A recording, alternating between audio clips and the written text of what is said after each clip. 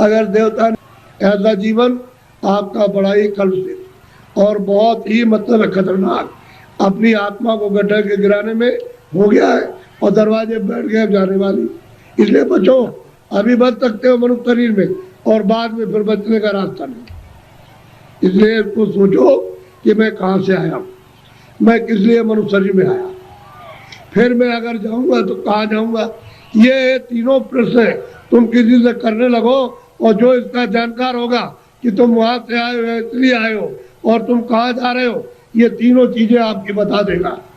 तब आपकी समस्या का बुद्धि का असल में सच्चा विवेक तब आएगा और तब समझोगे आप। और बताएगा देखो ये कुछ नहीं है, ये कुछ नहीं है, तुम कहाँ से है बताएगा वहाँ सब कुछ है, यहाँ से वहाँ चलो वहाँ सब धन है, सब सुख है, सब आनंद है, सब शक्ति है, सब ज्ञान है और सब सुंदरता है, अमृत वहाँ भरा हुआ सागर भरा, सब बताएगा आपको।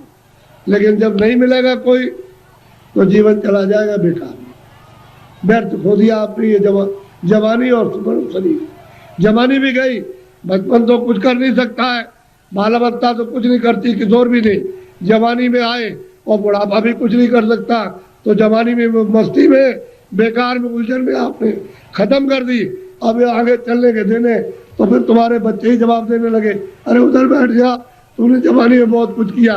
तो आपको हो जाएगी तकलीफ कि देखो मेरा बच्चा और मुझसे इस तरह से कह रहा, अब वो जवानी का उस पर जोम चढ़ा है, तुम पर बुढ़ापा आके अलग कर देगा, चुपचाप बैठे रहो। घर में जो बहुएं आएगी तुमको रोटी समय से दी और नहीं दी तो शाम को देगी, कभी शाम को नहीं तो सुबह देगी।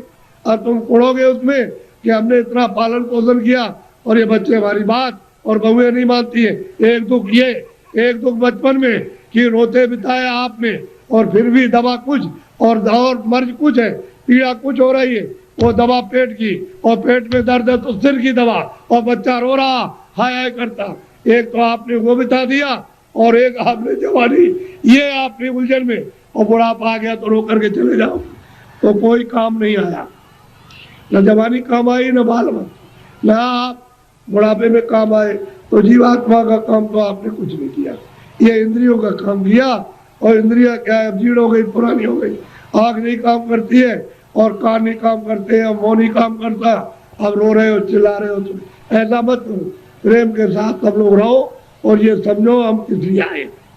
ये यहाँ काम के लिए नहीं, तुम्हारा काम प्रभु को पाने का, कि हम अपनी जिंदगी में उस रास्ते में चल के प्रभु को पाए। असली काम तो तुम्हारा ये था और उसको छोड़ करके आप इस झगड़े में फंस गए, चलो इसको इकट्ठा किया जाए और इससे सब मिल जाएगा। क्या मिला आपको?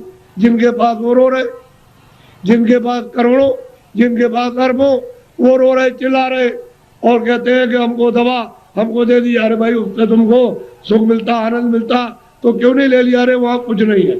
अब आप उधर जा रहे हो तो आपको क्या मिलेगा? ना आपको ना उनको, किसी को कुछ नहीं। दिन में काम करते हैं, शाम को बच्चों की सेवा अपना फर्ज अदा करते और उसके बाद बैठ करके थोड़ा भजन करते मनुष्य मंदिर में, तो ये जीवात्मा सच्चे धन को प्राप्त करती। सच्चा जन मिलेगा नहीं, किसका कल्याण होगा? जीवन ऐसे ही चला जाएगा। तो मैं तो इसलिए चलाया कि हमारे गांव वासियों ने बहुत ही लोगों से कहा कि बाबा जी को ले आओ जरा मैं दर्शन करूंगा। तो मैंने भी कहा चलो मैं भी दर्शन करूंगा, मेरी भी तो इच्छा दर्शन करने की है। अगर आपकी इच्छा हुई है दर्शन करने की तो मेरी भी आपके दर्शन करने की इच्छा हुई।